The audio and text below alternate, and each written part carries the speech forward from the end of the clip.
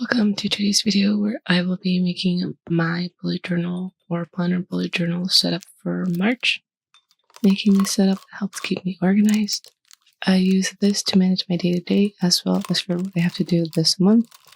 I can change up and personalize the setup however I want, which is why I like using a bullet journal. With that introduction out of the way, let's start the setup now.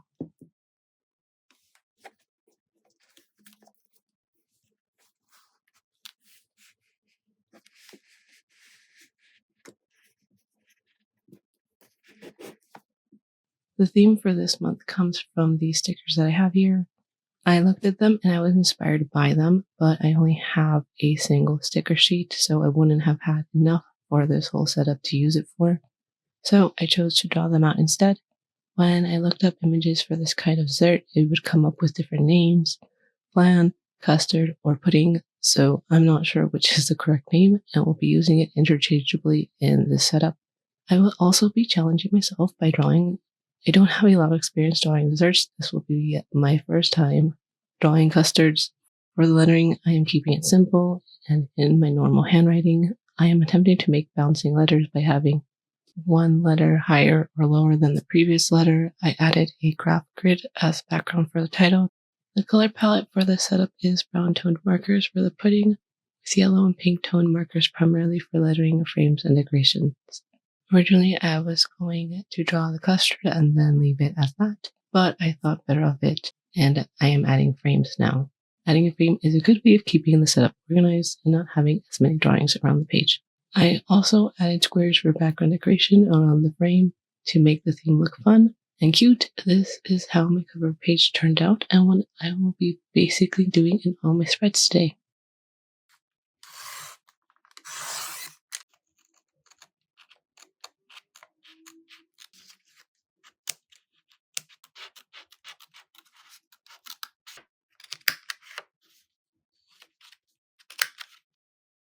For the setup, I am trying a different order for my spreads.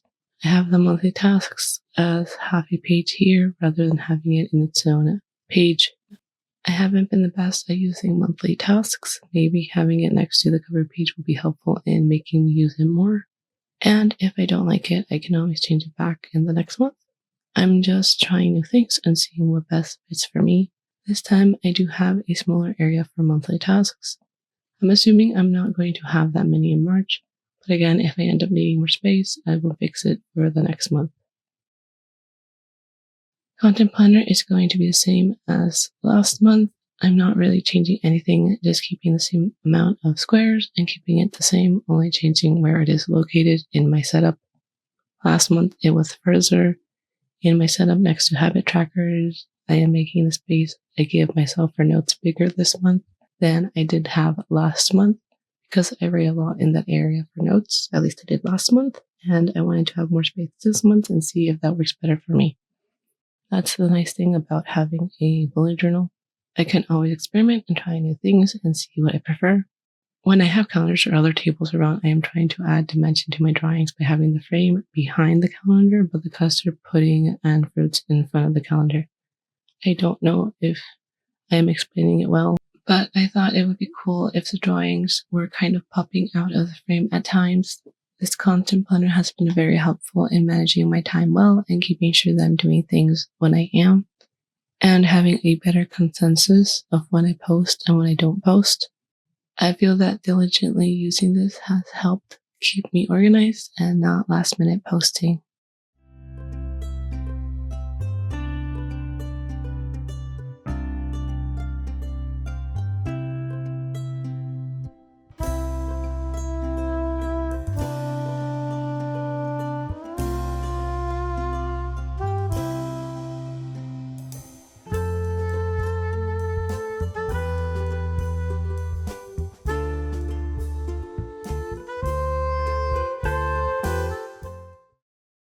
Brain dump is one of my favorite spreads to make in my monthly setups because I can do whatever I want. I don't have to add calendars or count out the squares for a certain layout. I can do whatever I want with the space on these two pages. I can draw as little or as much as I want without a worry. That's the great thing about this spread. Some months I have both pages completely filled and others not so much. Sometimes I draw a lot or I don't draw at all. Sometimes my handwriting is bigger and sometimes it is smaller. I'm not consistent with my writing size or style because sometimes I might write in cursive as well. I never know how much I'm going to be using this, but it is very helpful to have 2 pages rather than just having one for it.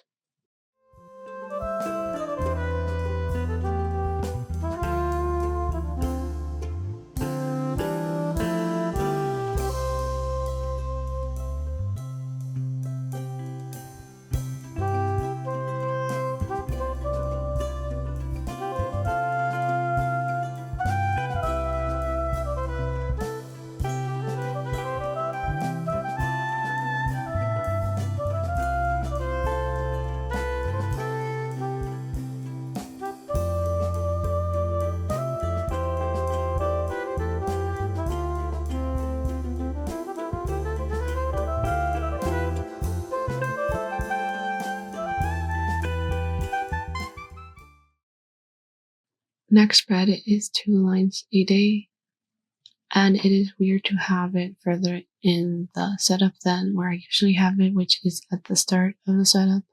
Last month, I didn't use 2 lines a day as often as I would have liked. In January, I was consistently writing in every single day, maybe 1 or 2 days missed, and in February, I had like 2 or 3 days at a time that I didn't write anything in. So I'm hoping that maybe changing where it is will make me more likely to write in it, or just having a habit of being one of the first things I do in the morning or one of the last things I do at night. And the difficulty with 2 lines a day is that because I do have boxes to contain the 2 lines a day, I don't have as much freedom with where I can draw. And so I need to be very careful that my drawings don't take up a lot of space, which is why I tried to make them smaller so they're not as big as I made them in the other spreads, and I'm just having them in the corners. And then I added one in the middle because I felt it would be unbalanced if I had 2 at the bottom corners and I didn't have something at the top. So I added in the middle, and hopefully that won't take up too much space in my writing area for me.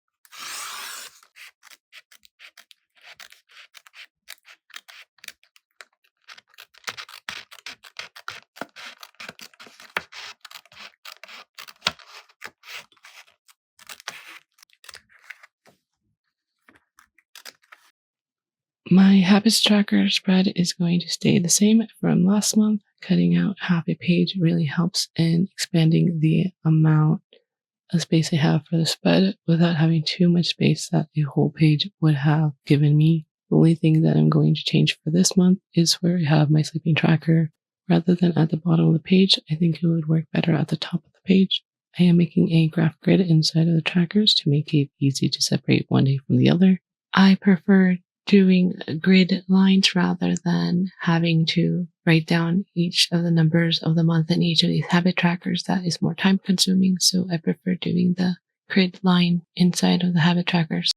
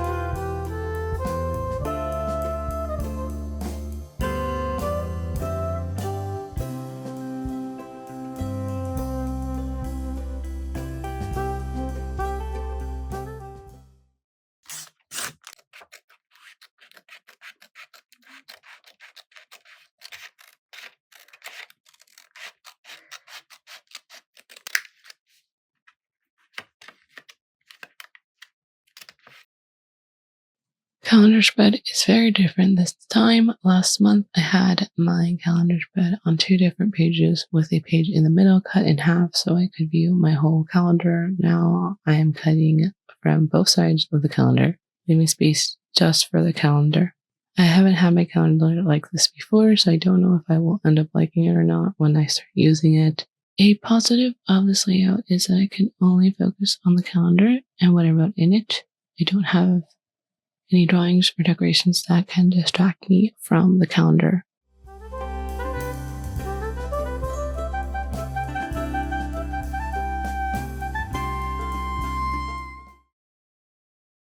On the back of my calendar, I have goals. I don't need a lot of space for this since this is only for monthly goals. This was the perfect spread to add to the back of a calendar since it doesn't need as much space as other spreads would need.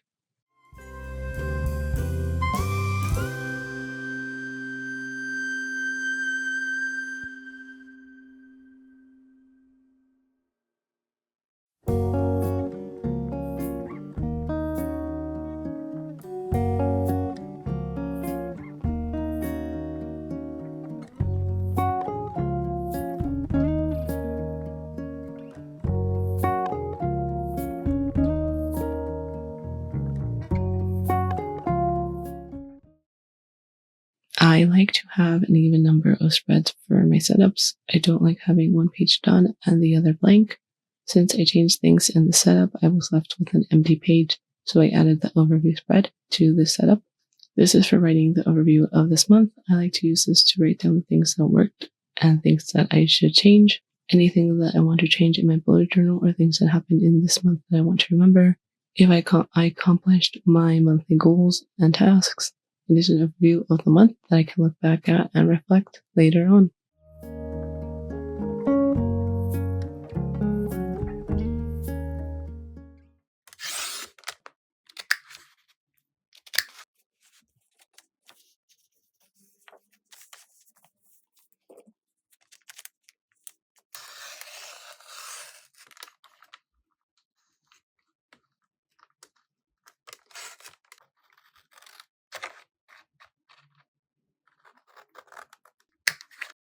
Now we're at the last spread I am making for the setup, which is my first weekly spread for March. I made the tabs taller this time, which I like. It makes it easier to hold on to than it was last month. I like to include as my last spread my weekly spread, just to show how my weekly spreads layouts typically are. This weekly spread is going to have a less structured layout so I can draw however much I want. I am writing each day of the week and then adding lines with markers so I know what space I can write in for each day.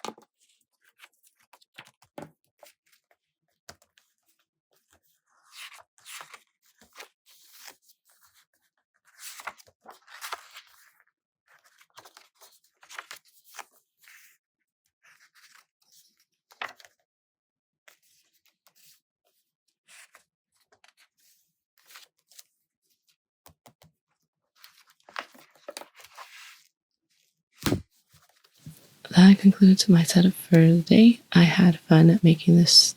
I was nervous with how my custards would turn out, but they look great. Making these puddings has made me crave them, and I'm thinking that I might try and make one of these days. Thank you for joining me today. Until the next video, goodbye. Oh, also a goodbye from Bob that was with me throughout the setup. Thank you and goodbye.